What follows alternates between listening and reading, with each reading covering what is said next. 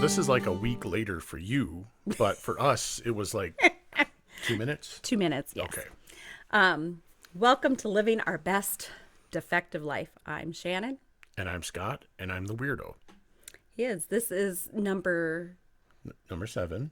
episode number 7, Medical Mysteries. Medical mysteries. Weird and things that this happened to is your husband. Medical Mysteries number 2. Yes. So where do you want to pick up? Well, you had been working as a heavy equipment mechanic, and Right. you had noticed that you weren't working So, to the potential. You weren't getting things. well, I was working beyond my potential. That's the problem. Yes. It is a lot harder to maintain the facade that you are healthy than it is to just say, I'm not feeling good. I hurt. I'm in pain all the time.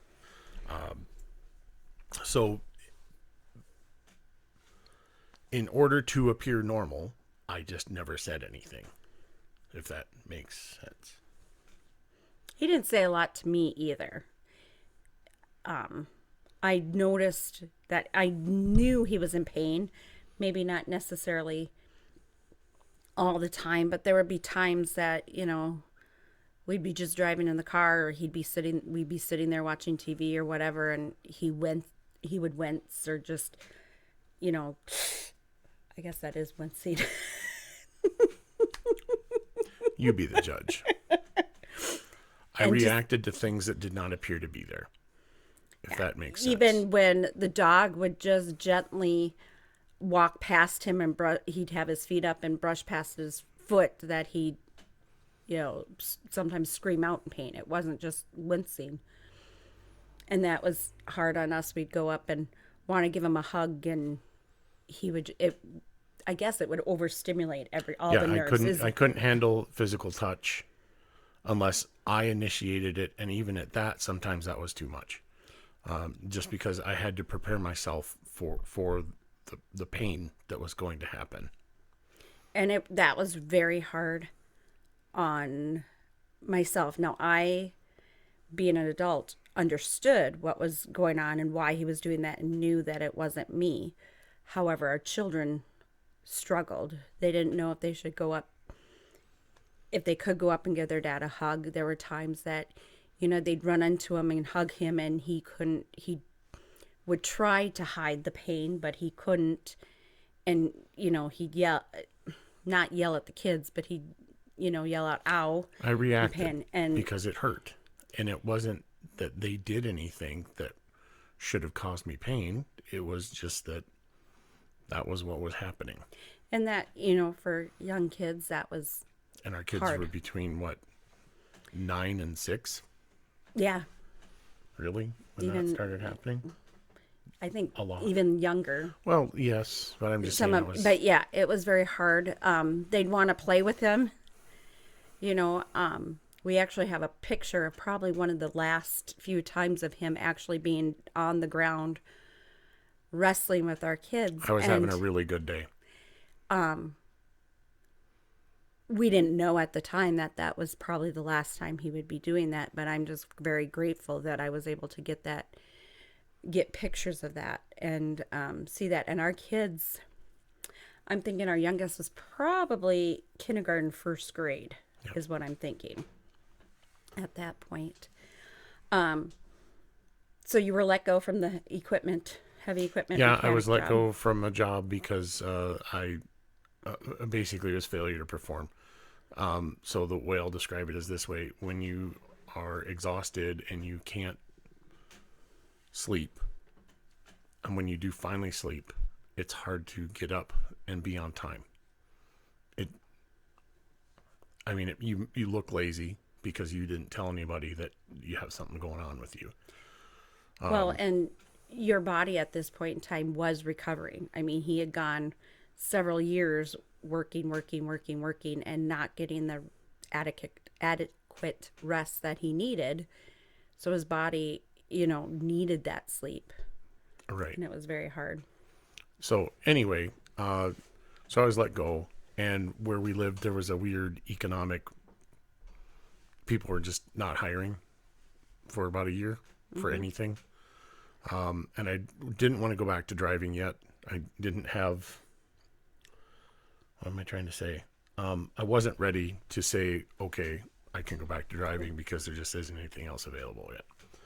So I spent about a year looking for jobs, going on interviews, not getting hired, struggling, not paying the rent, just generally being embarrassed because I felt like a loser. And finally, we decided that there really wasn't anything else that I could do to support us. So I went back to work driving, went back to a company that I had driven for in the past, and started driving for them. And with them, I did a lot of cross-border trucking through into Canada and out of Canada. So that got us back. We got kind of caught up on some bills, but we were so far behind on some. There was no way we were ever going to catch up. But in the course of doing that job, being up and in and out of trucks is hard on your feet. And I tend to push hard. And so one of the things that happens is when I push hard, I fracture bones in my feet. With this job, I think I actually had like slipped on some ice and either kicked a curb or landed funny, like on a curb, and I broke a bone in my foot. And because I couldn't feel it, I didn't know it was broken, and I just continued doing me.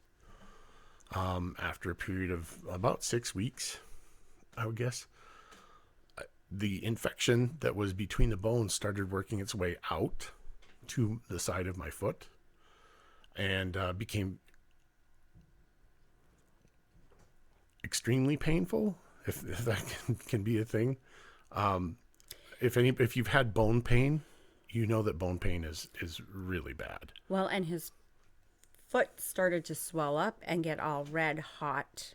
Yeah, it was definitely something was wrong. So, excuse me.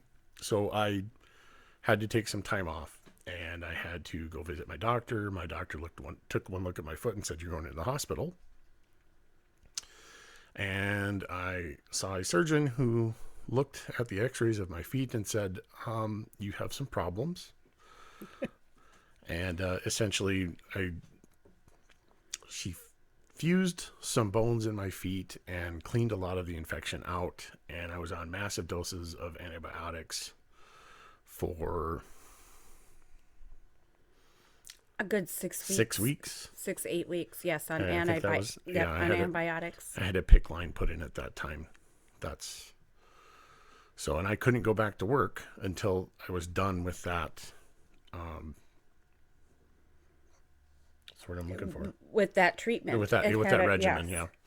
yeah. So I sat not doing anything for 6 weeks. So that really, again, you feel great about yourself. You feel great about your family when you can't provide for them. And, even if I had the option through the employer of short-term disability insurance, I couldn't have afforded it because we were so far behind on other bills. We were trying to pay those. So, And we are very thankful for her landlord at the time, and even, the electric company and all that, because when you communicate with them what's going on, they are very willing to work with you. we It were was. blessed in And a lot of ways, and yes. still are. So, but that was that saga. So once we got that taken care of and I was able to go back to work, I changed jobs, went to a different trucking company that was local to us rather than a 4-hour drive away. And that made a lot of sense at the time.